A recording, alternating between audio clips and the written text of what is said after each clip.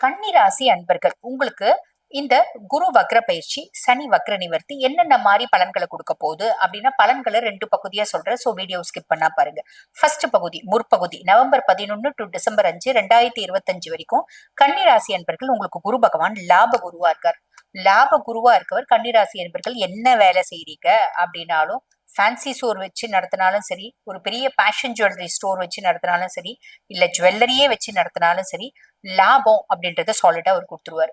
ஆனா இப்ப வக்ரகதி அடைஞ்சிருக்காரேம்மா, லாபம்ன்றது வருமா, மாறி நஷ்டம் வருமா அப்படின்னு கேட்டா நஷ்டம்லாம் வராது, லாபம்ன்றதுதான் வரும். அந்த லாபம் தோராயமா ஒரு மாசத்துக்கு உங்களுக்கு வந்து பாருங்க, ஒரு ஃபேன்சி ஸ்டோர் வச்சு நடத்துறீங்க, ஒரு 2 லட்சம் ரூபாய் லாபம் வருது அப்படின்னு வச்சுக்கோங்களேன். இந்த காலகட்டம் ஒரு 1,50,000 ரூபாய் தான் லாபம் வரும். ஐயோ 50,000 கம்மியா வருமே, அப்ப அந்த ஃபேன்சி ஸ்டோர் வச்சுக்கிறதா இல்ல வேற ஏதாவது கூட சேர்ந்து தொழில் செய்யலாமா? கூட சேர்ந்து தொழில் செய்யறது நல்லது. ஃபேன்சி ஸ்டோரை விட்டுட்டு வேற தொழில் செய்யலாமா? அது நம்ம வந்து பாத்தீங்கன்னா அனலைஸ் பண்ணி உங்களுக்கு கேப்பபிலிட்டியை பொறுத்து நீங்க செய்யலாம். ஆனா இந்த ஃபேன்சி ஸ்டோரை விட்டுடலாமா அப்படின்றது வேண்டாம். காரணம் என்ன அப்படின்னா, அந்த 50,000 ரூபாய் லாபம் நமக்கு அனுபவமா, வியாபார யுக்தியா நம்மளுக்கு திரும்பி வரும், ரிஃப்ளெக்ட் ஆகும். நம்ம அடுத்து செய்யக்கூடிய நம்மளோட வாழ்க்கை முழுசும் நம்ம செய்யக்கூடிய தொழிலுக்கு ஒரு பெரிய பேஸ்மெண்டா இருக்கும் அப்படின்னு சொல்லணும்.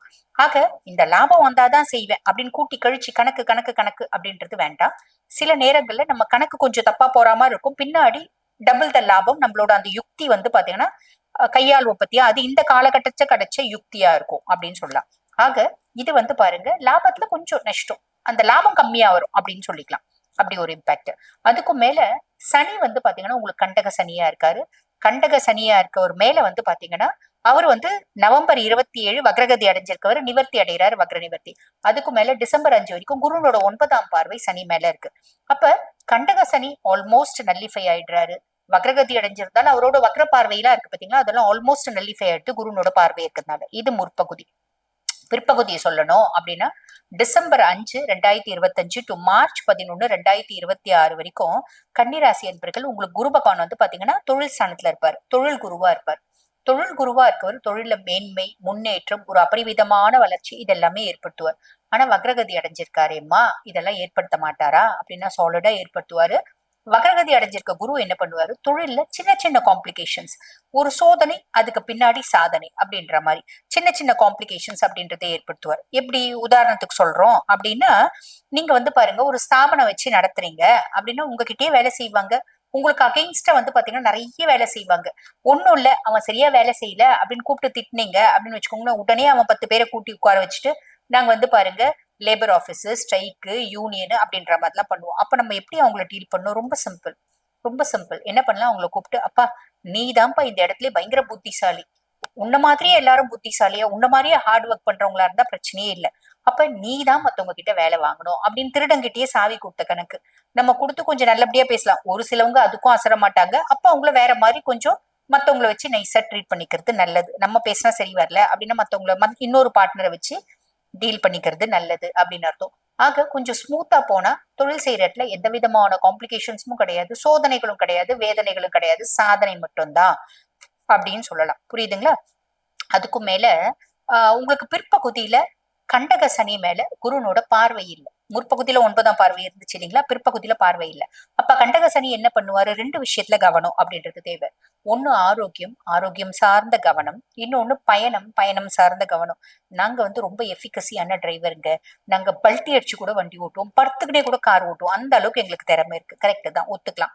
அப்ப நாங்கெல்லாம் ரொம்ப பக்கவா தான் ஓட்டுவோம், அஃப்கோர்ஸ் அக்செப்ட் பண்ணிக்கலாம். பியாண்ட் தட் என்ன ஆகும் அப்படின்னா, நம்ம ரொம்ப எஃபிகசியான டிரைவர் தான், ரோட்ல நிறைய இடியட்ஸ் இருக்காங்க. ஒரு பிள்ளை இப்பதான் வண்டி ஓட்ட கத்துன்னு இருக்கும், நேரா எல்போர்ட போட்டு நேரா வந்து நம்ம மேல கபீர்னு ஒண்ணு மோதி மோதும்.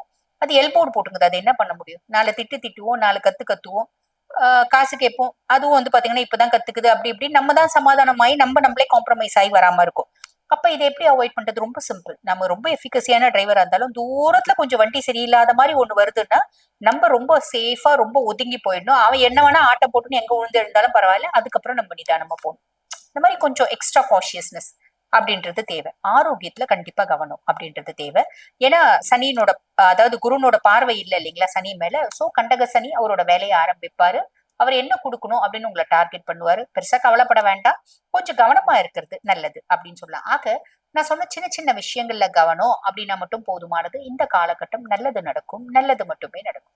வாழ்த்துக்கள். இப்ப நான் சொன்னது வந்து பாத்தீங்கன்னா உங்களுக்கு இந்த சனி வக்ர நிவர்த்தி, குரு வக்ரகதி அடையறதுக்கான ஒரு பொதுவான பலன்கள். இத எங்க சுய ஜாதகத்துல இந்த நேரம் எப்படி இருக்குன்னு எக்ஸாக்டா தெரிஞ்சுக்கணுங்க அப்படின்னாலும், இந்த காலகட்டத்துல நான் சில முக்கியமான விஷயங்கள் செய்யணும். அது சொத்து சம்பந்தப்பட்டது, திருமணம் சம்பந்தப்பட்டது, இல்ல குழந்தை பேரு, இந்த மாதிரி ஏதோ ஒரு முக்கியமான விஷயத்த முடிவெடுக்கும் தருணத்துல இருக்க அப்படின்னா ஒன்னும் பிரச்சனை இல்லை. நீங்க உங்க சுய ஜாதகத்தை ஒரு முறை அனலைஸ் பண்ணிட்டு முடிவெடுக்கிறது நல்லது.